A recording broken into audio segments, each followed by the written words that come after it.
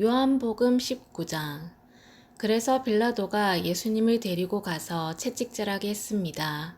군인들은 가시나무로 왕관을 만들어 예수님의 머리에 씌우고 자줏빛 옷을 입혔습니다. 그런 다음 그들은 여러 차례 예수님께 와서 유대인의 왕 만세라고 말하며 얼굴을 때렸습니다.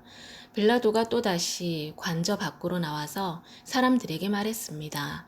자, 내가 예수를 당신들에게 데리고 나오겠소. 내가 그를 고소할 아무런 죄도 발견하지 못한 것을 당신들은 알게 될 것이요. 예수님께서 가시관을 쓰고 자줏빛 옷을 입고 나오시자 빌라도가 유대인들에게 말하였습니다. 보시오, 이 사람이요. 대제사장들과 성전 경비병들이 예수님을 보고 목소리를 높여 외쳤습니다. 십자가에 못 박으시오, 십자가에 못 박으시오. 빌라도가 그들을 향해 이렇게 말했습니다. 당신들이 이 사람을 데리고 가서 십자가에 못 박으시오. 나는 그에게서 아무 죄도 찾지 못했소. 유대인들은 우리의 법대로 하면 그는 당연히 죽어야 합니다. 자기를 하나님의 아들이라고 주장하니 말입니다. 라고 우겼습니다. 빌라도는 이 말을 듣자 더욱 두려워하였습니다. 그래서 그는 다시 관저로 들어가 예수님께 당신은 어디서 왔소? 라고 물었습니다. 그러나 예수님께서는 그에게 대답하지 않으셨습니다. 빌라도가 예수님께 말했습니다. 나에게 대답을 하지 않을 작정이요? 나에게는 당신을 놓아줄 권한도 있고 십자가에 못 박을 권한도 있다는 것을 알지 못하오? 예수님께서 대답하셨습니다. 그 권세가 위에서 주어진 것이 아니라면 내게는 나를 해할 어떤 권한도 없다. 그러므로 나를 너에게 넘겨준 그 사람의 죄는 더 크다. 그때부터 빌라도는 예수님을 놓아주려고 애를 썼습니다. 그러나 유대인들은 소리를 지르며 만일 당신이 이 사람을 풀어주면 당신은 가이사의 지지자가 아닙니다. 자신을 왕이라고 하는 사람은 가이사를 반역하는 자입니다. 라고 외쳤습니다. 빌라도는 이 말을 듣자 예수님을 데리고 나와 돌로 포장된 바닥, 아람어로는 가바다에 마련된 재판석에 앉았습니다. 때는 6월절 주간의 예비일이었고 낮 12시쯤이었습니다. 빌라도가 유대인들에게 말했습니다. 보시오, 당신들의 왕이요. 그 사람들은 소리를 질렀습니다. 없애버려라, 없애버려라, 그를 십자가에 못 박아라. 빌라도가 그들에게 물었습니다. 당신들의 왕을 나더러 십자가에 못 박으란 말이오? 대제사장들이 대답하였습니다. 우리에게 가이사 외에는 왕이 없소. 그래서 빌라도는 예수님을 십자가에 못 박도록 그들에게 넘겨주었습니다. 군인들이 예수님을 데리고 갔습니다. 예수님께서 자신이 매달릴 십자가를 직접 지고 헤고레터, 아람어로는 골고다라는 곳으로 가셨습니다. 그곳에서 사람들은 예수님을 십자가에 못 박았습니다. 또한 예수님과 함께 다른 두 사람도 예수님을 가운데 두고 양편에 한 사람씩 십자가에 못 박혔습니다. 빌라도는 명패를 써서 십자가 위에 붙였습니다. 거기에는 유대인의 왕 나사렛 예수라고 쓰여 있었습니다. 많은 유대인들이 그 명패를 읽을 수 있었던 것은 예수님께서 죽으신 곳이 예루살렘 성에서 가깝고 그 명패는 아람어, 라틴어, 그리스어로 씌어 있었기 때문입니다. 유대인의 대제사장들이 빌라도에게 유대인의 왕이라고 쓰지 말고 나는 유대인의 왕이다 라고 쓰십시오 하면서 억지를 부렸습니다. 빌라도는 나는 내가 쓸 것을 썼을 뿐이다 라고 대답했습니다. 군인들은 예수님을 십자가에 못 박은 뒤에 그의 옷을 4조각으로 나누었습니다. 그리고는 저마다 한 조각씩 나누어 가졌습니다.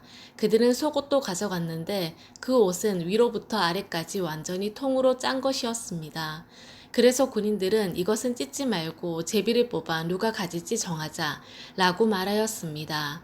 이런 일이 일어난 것은 그렇게 되리라고 말한 성경 말씀을 이루기 위해서였습니다.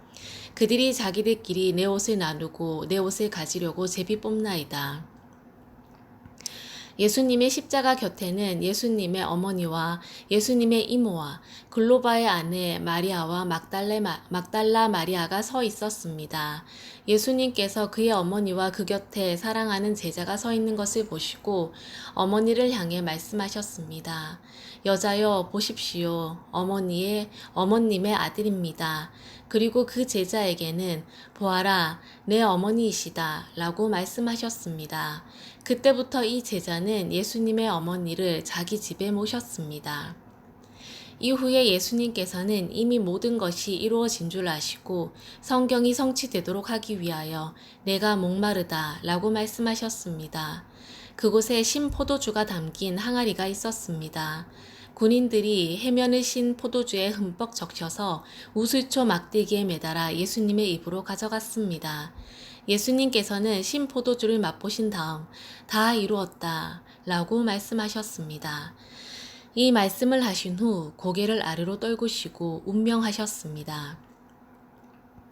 이날은 예비일이었고 다음 날은 안식일이었습니다. 유대인들은 안식일에 시신을 십자가에 그대로 두고 싶지 않았습니다. 그래서 빌라도에게 시신의 다리를 부러뜨리고 그 시신을 십자가에서 내려달라고 부탁했습니다. 군인들이 가서 예수님과 함께 못 박힌 첫 번째 사람의 다리와 또 다른 사람의 다리를 부러뜨렸습니다. 그러나 군인들이 예수님께 갔을 때에 그들은 예수님께서 이미 돌아가신 것을 알고는 그분의 다리를 부러뜨리지 않고 창으로 예수님의 옆구리를 찔렀습니다. 바로 피와 물이 쏟아져 나왔습니다. 이것을 본 사람이 증언한 것이니 그의 증언은 참됩니다. 그는 자기가 진리를 말하고 있다는 것을 알았습니다. 그가 이렇게 말한 것은 여러분들도 믿게 하려는 것입니다. 이런 일이 일어난 것은 그의 뼈가 하나도 부러지지 않을 것이다 라고 쓰여진 성경 말씀을 이루기 위해서입니다. 또 다른 성경에는 그들은 자기들이 찌른 사람을 볼 것이다 라는 말씀이 있습니다. 이 일이 일어난 후 아리마대 사람 요셉이 빌라도에게 예수님의 시신을 가져가겠다고 요청하였습니다. 요셉은 예수님의 제자였지만 유대인들이 두려워 그 사실을 감춰왔습니다. 빌라도가 허락하자 요셉이 와서 예수님의 시신을 가져갔습니다. 니고데모도 요셉과 함께 왔습니다. 니고데모는 일찍이 밤에 예수님을 찾아왔던 사람이었습니다. 그는 몰약과 알로에를 섞어 만든 향료를 약 33kg 정도 가져왔습니다. 이 두 사람은 유대인들의 장례 풍습에 따라 예수님의 시신을 가져다가 향료와 함께 고운 배로 쌌습니다. 예수님께서 십자가에 못 박히신 곳에는 동산이 있었습니다. 그 동산에는 아직까지 한 사람도 그 안에 안치한 적이 없는 새 무덤이 있었습니다. 무덤도 가까이 있고 유대인들의 예비일이기도 해서 요셉과 니고데모는 예수님의 시신을 그 무덤에 넣어 두었습니다. 아멘.